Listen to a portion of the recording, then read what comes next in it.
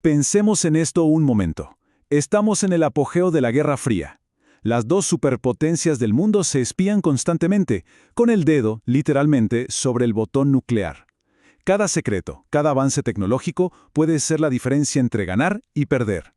Y en medio de toda esa tensión, algo enorme y muy peligroso desaparece en el fondo del océano. Corre el año 1968. Un submarino soviético, el K-129, que va armado hasta los dientes con misiles nucleares, simplemente no llama a casa. La Marina soviética lo busca por todas partes frenéticamente, pero no encuentra absolutamente nada. El submarino y sus 98 tripulantes se han esfumado, así nomás, en la inmensidad del Océano Pacífico.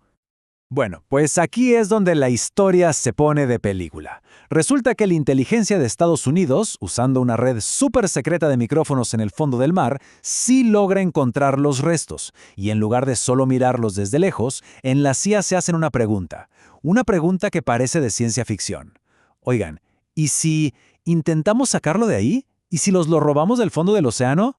Y no es el guión de una película de espías.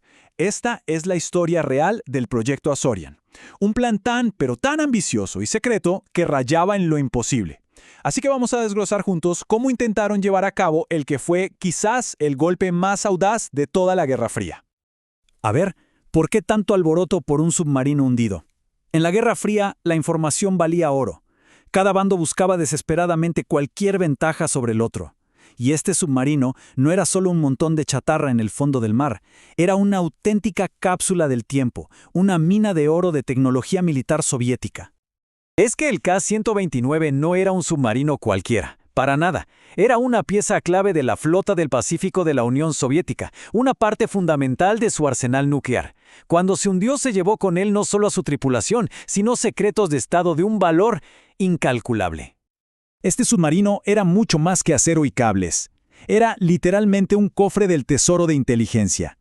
Poder echarle mano a sus misiles, y más importante aún, a sus libros de códigos, era como tener el manual de instrucciones del enemigo. Significaba entender su tecnología nuclear, cómo lanzaban sus misiles, hasta su firma acústica para poder rastrear a otros submarinos. El premio sencillamente no tenía precio. Muy bien. Una cosa es encontrar el objetivo, pero otra, muy distinta, es ¿cómo diablos sacas un submarino de casi 5 kilómetros de profundidad? El desafío de ingeniería era monumental.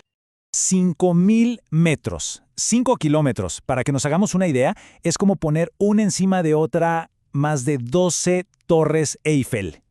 La presión a esa profundidad es brutal, te aplasta, y la oscuridad es total. Solo llegar hasta allá abajo ya era una hazaña. Ahora, imagínense levantar algo desde allí. Y este dato lo deja clarísimo. La tecnología de la época simplemente no daba la talla, ni de cerca. El récord de levantamiento a una profundidad parecida era de 50 toneladas. El submarino pesaba 1.500. O sea, estaban intentando hacer algo 30 veces más pesado y difícil que el récord mundial. Una locura. Entonces, ¿a quién le encargas una misión imposible? Pues a la gente que se especializa en lo imposible. Aquí entra en escena la Dirección de Ciencia y Tecnología de la CIA.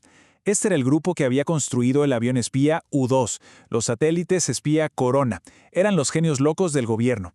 Si alguien podía sacar un conejo de la galera, eran ellos.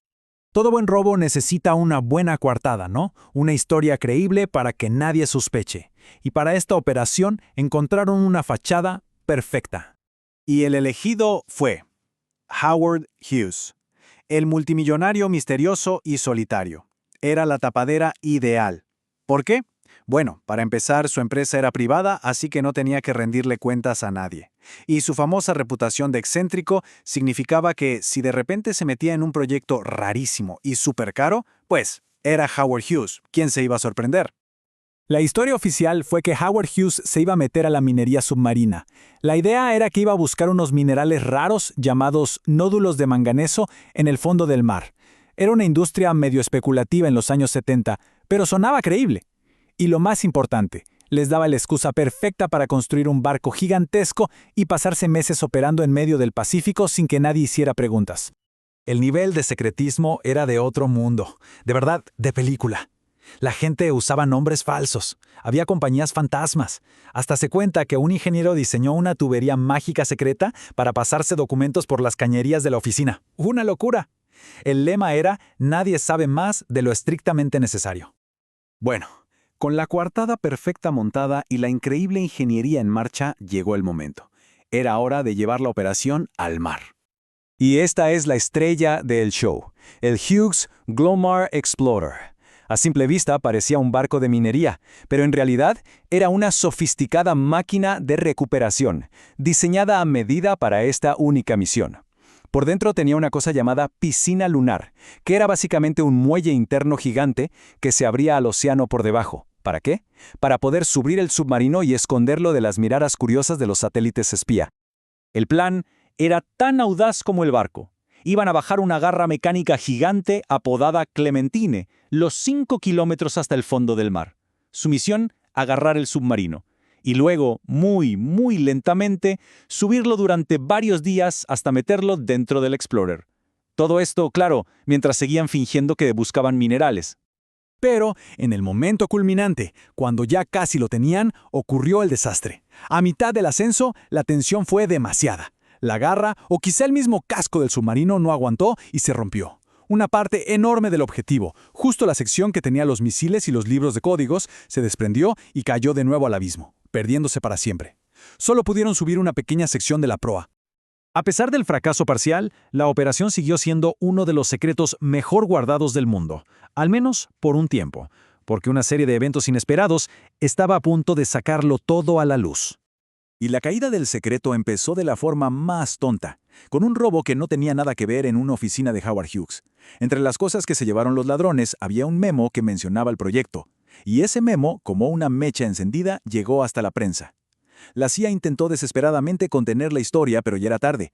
Un periodista, Jack Anderson, decidió que era demasiado grande como para callársela, y la contó toda en la Radio Nacional.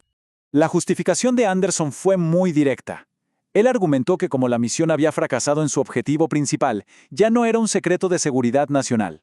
Para él, era un despilfarro gigantesco de dinero de los contribuyentes, y el gobierno estaba tratando de ocultarlo. 350 millones de dólares que, en sus palabras, se habían ido literalmente al fondo del océano. La revelación, como se imaginarán, causó una conmoción tremenda. Esta caricatura de la época lo resume perfectamente. La CIA, que siempre había operado en las sombras, de repente estaba bajo todos los reflectores y su imagen pública se vio muy dañada, sobre todo en una época en la que la gente ya desconfiaba mucho del gobierno por el escándalo de Watergate. Y eso nos deja con la gran pregunta. ¿El proyecto Azorian fue un éxito o un fracaso? Por un lado, lograron una hazaña de ingeniería que nadie creía posible, y recuperaron los cuerpos de varios marineros soviéticos, a los que, por cierto, les dieron un entierro digno en el mar. Pero, por otro, perdieron el premio gordo. Fue una proeza tecnológica asombrosa, sí, pero también un fracaso de inteligencia y una fuga de información masiva. La respuesta final, como tantas cosas de la Guerra Fría, quizás se quede ahí, para siempre, en las sombras.